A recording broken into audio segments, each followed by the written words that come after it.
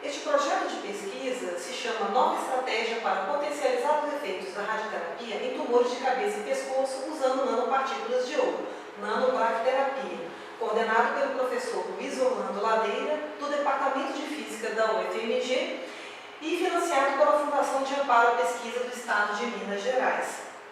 Os tumores de cabeça e pescoço compreendem o trato aéreo e digestivo superior e têm como uma de suas principais modalidades terapêuticas a radioterapia, que nos últimos anos vem demonstrando falha nos tratamentos. Por isso, a necessidade de se investir em novas estratégias. As nanoestruturas de ouro, elas podem ser usadas para tratar o câncer basicamente de duas formas. Uma é revestir a nanoestrutura de ouro com pequenos oligonucleotídeos e anticorpos monoclonais. E uma vez que eles se ligam à célula tumoral, quando iluminadas por luz, elas aumentam a temperatura local e com isso levam a célula à morte, que é chamada de fototerapia. Uma outra modalidade é revestir nanopartículas com anticorpos monoclonais que sejam alvo dirigidos para células tumorais e, uma vez dentro do tumor, ao serem irradiados por radiação ionizante, elas levam à morte celular pelo aumento do estresse oxidativo. Nosso projeto usa nanopartículas de ouro e, como podemos ver aqui na linha preta, essa é a curva característica da nanopartícula de ouro. E em vermelho, nós podemos ver a curva da nanopartícula quando ela é revestida com um anticorpo monoclonal.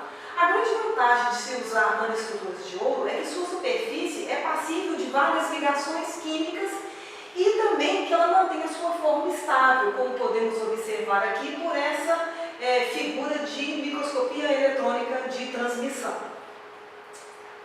Nosso conjugado nanopartícula de ouro cetuximab se mostrou eficiente, como podemos observar aqui neste gráfico. Quando fizemos a análise fluorométrica dos compostos, observamos que nanopartícula sozinha, nanopartícula mais anticorpo primário não emitem nenhum tipo de fluorescência. Quando a nanopartícula ela é conjugada a um anticorpo fluorescente, ela emite uma ligeira fluorescência, mas o nanocomplexo com o anticorpo secundário mostrou-se grandemente eficiente, como nós podemos observar aqui. E como as células tumorais superexpressam o receptor do fator de crescimento epidérmico, cujo anticorpo monoclonal é o cetuximab, nós podemos observar aqui que o nosso conjugado conseguiu se ligar ao receptor através da fluorescência verde e recobriu toda a membrana celular das 4 células aqui.